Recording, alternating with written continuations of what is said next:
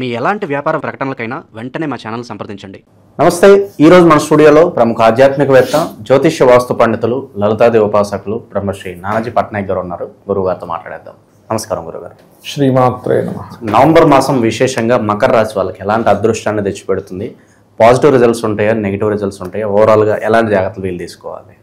అండి, వీళ్ళది మకర లగ్నం, మకర రాశి అనుకుంటే లగ్నాధిపతి 3లో ఉన్నాడు, 2లో రాహు ఉన్నాడు. ఆ చంద్రుడు 1, 2, 29, 30 తేదీల్లో కూడా సంచరిస్తున్నాడు. అష్టమ కేతువు భాగ్యంలో ఉన్నటువంటి శుక్రుడు 2వ తేదీ నుంచి దశమంలోకి రావడం, దశమంలో ఉండేటువంటి రవి 17వ తేదీ వరకు దశమంలో ఉంటుంది. దాని తర్వాత 17వ తేదీ నుంచి లాభంలో ఉండేటువంటి కుజుడితో కలవడము, మరలా 2వ తేదీ నుంచి ఆ యొక్క శుక్రుడు నీచభంగ రాజయోగాన్ని ఇస్తున్నాడు. సో ఈ యొక్క గ్రహస్థితిని అనుసరించి అసలు ఏమి జరగనుంది, ఏ విషయాల పట్ల వీళ్ళు చాలా కేర్గా ఉండాలి, ఏ పరిహారం చేసుకోవాలనేటువంటి అంశాలు చెప్తుంది నేనైనప్పటికీ కూడా చెప్పిస్తుంది సాక్షాత్ లలిత అమ్మవారిగా భావిస్తూ, ఫస్ట్ ఆఫ్ ఆల్ వీళ్ళకి ఎప్పుడైతే లగ్నాధిపతి 3లో వక్రించున్నాడో కొన్ని అగ్రిమెంట్స్ అనుకోండి, కొన్ని పనులు చేద్దామనుకున్నవి కొంచెం మళ్ళీ ఎందుకో ఇప్పుడే కాదులే అనేటువంటిది కొంత పెండింగ్ పెట్టుకోవడము, కొంచెం మళ్ళీ దాన్ని పోస్ట్పోన్ చేయడం అనేటువంటి జరుగుతుంది. కాకపోతే వీళ్ళు ఎట్టి పరిస్థితుల్లో కూడా ధన సంబంధించినటువంటి అంశంలో 1, 2, 29, 30 తేదీలు చాలా జాగ్రత్తగా ఉండాలి. అందులో ముఖ్యంగా జీవిత భాగస్వామి, లైఫ్ పార్ట్నర్ ఉంటారు కదా, వాళ్ళకి సంబంధించిన వ్యక్తులకి ఏదైనా ధనం సంబంధించిన విషయంలోని, అలాగే వీళ్ళ జీవిత భాగస్వామి 1, 2, 29, 30 తేదీలు కాస్త జల ప్రదేశాలు వెళ్ళినప్పుడు కూడా జాగ్రత్తగా ఉండాలి. ముఖ్యంగా వీళ్ళేమో ఫైనాన్షియల్ విషయంలో, వీళ్ళ జీవిత భాగస్వామ్యము ఈ జల ప్రదేశాలు వెళ్ళినప్పుడు జాగ్రత్తగా ఉంటే సరిపోతుంది. మరి 2వ స్థానంలో రాహు ఉన్నాడు కదా, ఫైనాన్షియల్గా గ్రోత్ రావాలంటే కూడా దుర్గా అష్టోత్తరం చదువుకోవడము, లేదా ఓం దుమ్ దుర్గాయ నమః అనే నామస్మరణ చేయడం చేస్తే చాలా మంచిది. అంటే ఎనీ మనీ రూపాయి వచ్చినా రూపాయి ఇచ్చినా కూడా దుర్గాదేవిని తలుచుకొని కనుక చేసినట్లయితే ఖచ్చితంగా వీళ్ళకి లైఫ్ అనేటువంటిది చాలా చాలా బాగుంటుంది. అలాగే వీరికి ముఖ్యంగా ఇక్కడ గమనించుకున్నట్లయితే 2వ స్థానాధిపతి 3లో ఉన్నందుకు, వక్రించినందుకు, అది కాకుండా లాభస్థానంలో కుజుడు ఓన్ హౌస్లో కూర్చున్నందుకు, ఇది కొంచెం ఏంటంటే ఈ రియల్ ఎస్టేట్ రంగాల్లో ఉండేటువంటి వారికి, ముఖ్యంగా అంటే భూమి ద్వారా లాభం పొందేటువంటి వారికి, వాళ్ళ పర్సనల్ చార్ట్లో కూడా భూమి ద్వారా లాభయోగం ఉన్నప్పుడు ఇప్పుడు లాభస్థానంలోకి వచ్చినటువంటి కుజుడు ఆ యొక్క ఫలితాలని పూర్తిగా ఇస్తున్నాడు చెప్పాలంటే. అలాగే లోన్స్, హోమ్ లోన్స్ అనుకోండి, గృహం కోసం అనుకోండి, అందులో పర్టికులర్గా బిజినెస్ లోన్స్ ఉంటాయి. అంటే ఒక పెద్ద ఫ్యాక్టరీ నిర్మిస్తున్నాము, బిజినెస్ లోన్స్కి చాలా బాగుంటుంది ఇప్పుడు ఉండేటువంటి గ్రహస్థితి. ఎందుకంటే ఇక్కడ ఈ 4వ అధిపతి కుజుడు లాభస్థానంలో ఓన్ హౌస్లో ఉన్నాడు, ఉంటూ అక్కడి నుంచి 6వ స్థానాన్ని చూస్తున్నాడు. ఎప్పుడైనా సరే అలా చూస్తున్నప్పుడు ఇది లోన్స్కి వర్తిస్తుంది. అలాగే ఈ గురువు ఎప్పుడైతే 12వ తేదీ నుంచి వక్రిస్తాడో, 7వ స్థానంలో ఉండి వక్రిస్తాడో, లోన్స్ రావడానికి అక్కడ యోగిస్తుంది. అయితే వీళ్ళు ఏదైనా వివాహ సంబంధాలు, ఎందుకంటే వివాహ స్థానము అనేటువంటిది ఉంటుందండి ప్రతి ఒక్కరికి కూడా, అది 7వ స్థానం.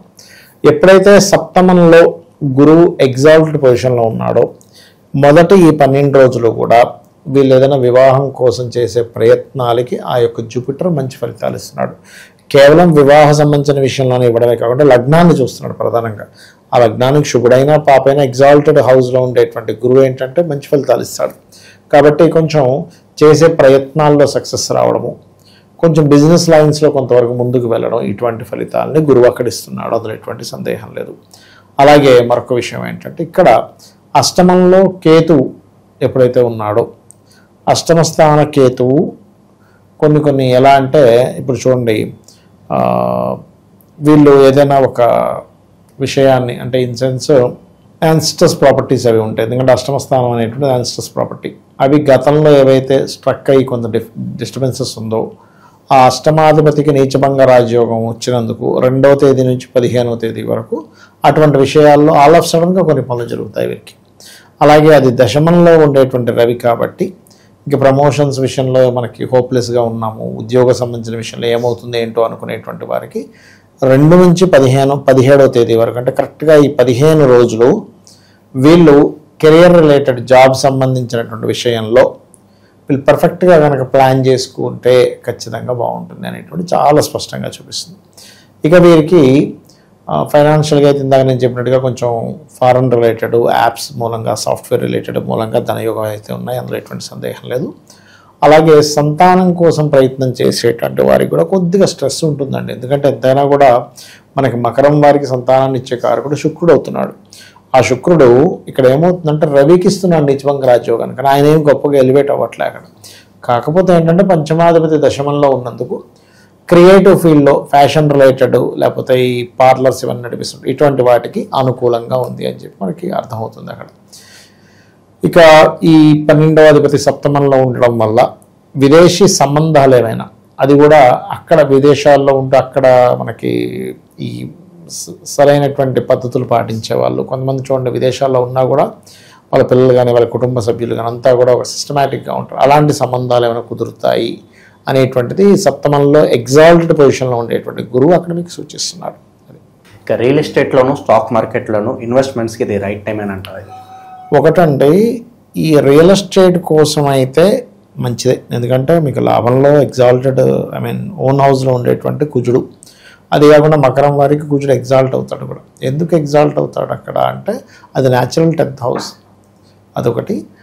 షేర్ మార్కెట్ అంటే ఒకటేనండి, ఎప్పుడైనా ఎనీ లగ్న, నాట్ ఓన్లీ మకర లగ్న, షేర్ మార్కెట్లో మీకు రాణించాలంటే స్ట్రైట్ అవే ఒకటే ఫార్ములా ఏమిటది అంటే 2 అంటే ధనాధిపతి, పంచమం అంటే లాజిక్ని అప్లై చేసే కారకుడు, ఎప్పుడు బయటికి రావాలి. ఎప్పుడు షేర్ మార్కెట్ అంతా ఎలా ఉంటుందంటే మనం ఎప్పుడు ఎగ్జిట్ అవ్వాలి, ఎప్పుడు ఎంటర్ అవ్వాలి, ఆ టైమింగ్ తెలియాలి. ఇప్పుడు షేర్ మార్కెట్కి ఆ టైమింగ్ కనుక తెలిసింది మీకు అంటే మీరే కోటీశ్వరులు. టైమింగ్ తెలియకే చాలామంది పోగొట్టుకుంటారు టైమింగ్ తెలిస్తే. అయితే ఇక్కడ ఏంటి 2-5 8-11, ఏంటంటే ఆకస్మికంగా అది లాభం కావచ్చు నష్టం కావచ్చు. 8-11 ఈ కాంబినేషన్ బాగుంటూ కనీసం ఒక్కటైనా నీచభంగ రాజయోగం కానీ కనీసం ఒకటైనా విపరీత రాజయోగం కానీ ఉన్నది వీళ్ళ జాతకంలో, దానికి సంబంధించిన మహాదశలు నడుస్తున్నాయి అంటే కళ్ళు మూసుకొని వెళ్ళొచ్చు. అది చూసుకోకుండా కేవలం గోచారంలో ట్రాన్సిట్ వచ్చిందండి వీళ్ళకి కాబట్టి వీళ్ళకి షేర్ మార్కెట్లో వస్తుంది అని గుడ్డిగా వెళ్ళకూడదు. ఎందుకంటే షేర్ మార్కెట్ మనకి ఎన్ని కోట్లు ఇస్తుందో అదే రేంజ్లో కోట్లు కూడా పట్టుకుపోతుంది. ఎందుకంటే మీరు గమనించండి, షేర్ మార్కెట్లో నేను చాలా తక్కువ మంది ప్రోగ్రెస్ అయిన వాళ్ళని చూసి, అంటే జస్ట్ ఒక 1%, 2%, 98 to 99% సక్సెస్ అయిన వాళ్ళు ఉంటారు. ఎందుకంటే అదంతా కూడా ఏంటంటే వెయిట్ చేయాలి. ఒక పులి వెయిట్ చేస్తుంది చూసారా, జింక దగ్గరికి వెళ్ళేప్పుడు జాగ్రత్తగా, ఏంటంటే రోజు ఉండేది, ఇవాళ ఏదో కొంప మునిగిపోద్ది అన్నట్టు ఈరోజు వీడు చేసేస్తాడు. వెయిట్ చేస్తూ చేసేది షేర్ మార్కెట్. మనోభావం సంబంధం లేకుండా కొంతమంది రివెంజ్ ట్రేడ్ చేస్తారు, అంటే ఏంటి నిన్న పోగొట్టుకున్నాను వాళ్ళు ఎలాగైనా సరే నిజాం, అది కాదు. షేర్ మార్కెట్లోకి ఎంటర్ అవ్వాలనుకున్న ఎప్పుడు ఎమోషన్స్కి గురవ్వకూడదు, వెయిట్ చేయాలి, ఎప్పుడు ఎగ్జిట్ అవ్వాలి ఎప్పుడు ఎంటర్ అవ్వాలని చూసుకోవాలి. తక్కువ లాభంతో చాలు వచ్చిన చాలా సంతృప్తిగా బయటకు వచ్చేసిన వాడు ఈ కాంబినేషన్స్ ఉన్న వాళ్ళకి ఖచ్చితంగా ఉంటుంది, ఇంకా అందులో సందేహం లేదు. ఓకే, మన కార్తీక మాసం విశేషంగా కార్తీక మాసం సంబంధించిన రెమెడీస్ చెప్తారు ఈ రాశి వాళ్ళకి? ఎక్కువగా లలిత చదువుకోమని చెప్తానండి. లలిత శివుని యొక్క స్తోత్రాలు ఎక్కువగా చదువుకోవడం మంచిది. అలాగే కొంచెం ఎక్కువగా మరీ కొంచెం జాబ్ సంబంధించిన విషయంలో ఇబ్బంది ఉందనుకునేటువంటి వారు రవికేతు గ్రహాల దగ్గర దీపారాధన చేయడము, శివుణ్ణి తెల్లటి పుష్పాలతో ఆరాధన చేయడము, గోధుమ పిండిని గోవులకి తినిపిస్తూ బెల్లము గోధుమ పిండి కలిపి తినిపించినట్లయితే, బియ్యం పిండి అయినా గోధుమ పిండి అయినా పర్లేదు, ఈ రెండింటిని కలిపి తినిపిస్తూ లలిత అమ్మవారి యొక్క నామాల్లో ఓం శ్రీమాత శ్రీ మహారాజ్ని శ్రీమత్ సింహాసనేశ్వరి అని నమః చేసుకోవడం అన్ని విధాల ఉత్తమం జాబ్ సంబంధించిన విషయంలో. ఓవరాల్గా మకర రాశి వారి పరిస్థితి నవంబర్ మాసం ఎలా ఉంటుందో చాలా బాగా వివరించారు. ధన్యవాదాలు. శ్రీమాత్రే నమః.